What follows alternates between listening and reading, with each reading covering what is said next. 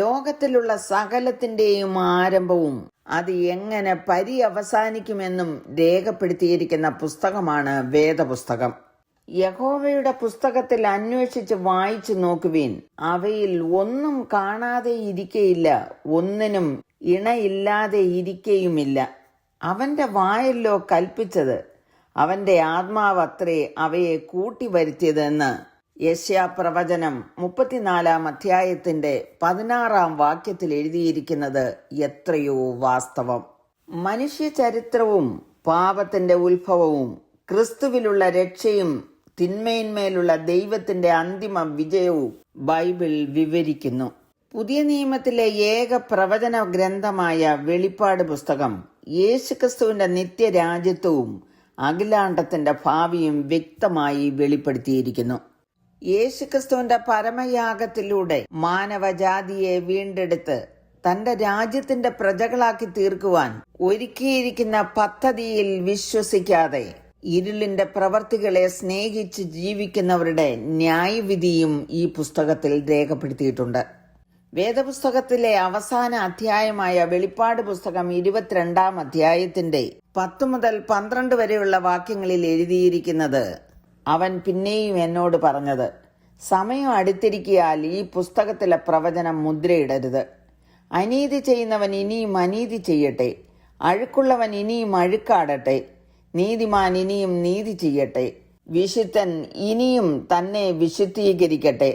ഇതാ ഞാൻ വേഗം വരുന്നു, ഓരോരുത്തൻ അവനവന്റെ പ്രവൃത്തിക്ക് തക്കവണ്ണം കൊടുപ്പാൻ പ്രതിഫലം എന്റെ പക്കലുണ്ട്. ഇവിടെ ഒരു മുന്നറിയിപ്പ് നൽകിയിരിക്കുന്നു.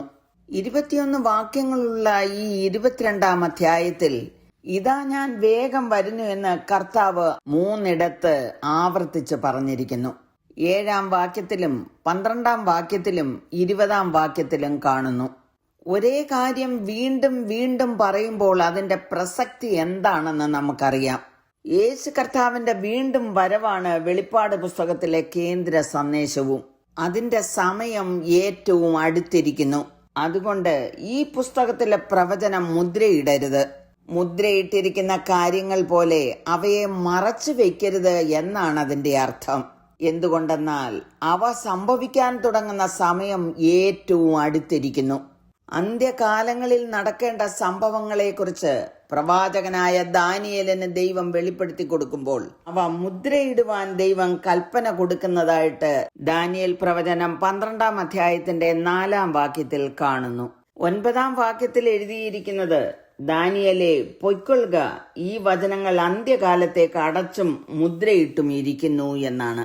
ദാനിയേലിനെ സംബന്ധിച്ചിടത്തോളം അദ്ദേഹത്തിന്റെ പ്രവചനം പൂർണ്ണമായും അർത്ഥവത്താകുന്നതിനു മുമ്പ് എണ്ണമറ്റ സംഭവങ്ങൾ സംഭവിക്കേണ്ടതുണ്ടായിരുന്നു. യേശു കർത്താവ് ഭൂമിയിൽ മനുഷ്യനായി അവതരിക്കുന്നതിന് ഏതാണ്ട് 500 വർഷങ്ങൾക്ക് മുൻപ് ജീവിച്ചിരുന്ന പ്രവാചകനായിരുന്നു ദാനിയേൽ.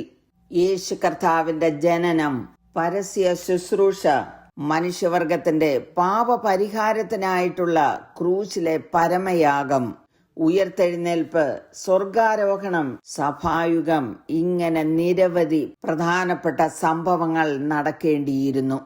ദാനിയേൽ പ്രവചനത്തിലെ സത്യങ്ങൾ സുഗ്രാഹ്യമായി തീർന്നത് പരിശുദ്ധാത്മാവിന്റെ സഹായത്താൽ അന്ത്യകാലമായ സഭായുഗത്തിലത്രേ. യോഹന്നാന്റെ വെളിപ്പാടിനെ സംബന്ധിച്ചിടത്തോളം സമയം അടുത്തിരുന്നതിനാൽ ഒരു സംഭവവും സംഭവിക്കേണ്ടതില്ല. അന്ത്യകാലത്ത് നടക്കുന്ന സകല സംഭവങ്ങളും വേദപുസ്തകത്തിൽ എഴുതിയിരിക്കുന്നത് നടന്നുകൊണ്ടിരിക്കുന്നു. കർത്താവ് എപ്പോൾ മടങ്ങി വരുമെന്ന് ആർക്കും അറിയില്ല. കർത്താവിന്റെ വരവിനും യുഗാവസാനത്തിനും അടയാളം എന്ത് എന്ന് പറഞ്ഞു തരണമെന്ന് ശിഷ്യന്മാർ അപേക്ഷിക്കുമ്പോൾ സുവിശേഷത്തിൽ രേഖപ്പെടുത്തിയിരിക്കുന്ന, പ്രധാനമായും മത്തായി 24 പരാമർശിച്ചിരിക്കുന്ന അടയാളങ്ങൾ പ്രാഥമികമായി സംഭവിക്കുന്നത് സഭയുടെ ഉത്പ്രാവണത്തിന് ശേഷമാണ്.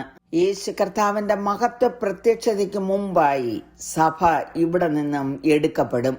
ഇവിടെ അനീതി ചെയ്യുന്നവൻ ഇനിയും അനീതി ചെയ്യട്ടെ എന്നും അഴുക്കുള്ളവൻ ഇനിയും അഴുക്കാടട്ടെ എന്നും പറയുന്നതിന്റെ അർത്ഥം തിന്മയെ പ്രോത്സാഹിപ്പിക്കുവാനല്ല, പിന്നെയോ ഇനിയും അധികം സമയമില്ല എന്ന് മനസ്സിലാക്കിക്കൊണ്ട് മാനസാന്തരപ്പെട്ട് വിശുദ്ധ ജീവിതം നയിച്ച് കർത്താവിനെ എതിരേൽപ്പാൻ ഒരുങ്ങിയിരിക്കുക എന്നുള്ള ഉദ്ദേശത്തോടുകൂടിയാണ്.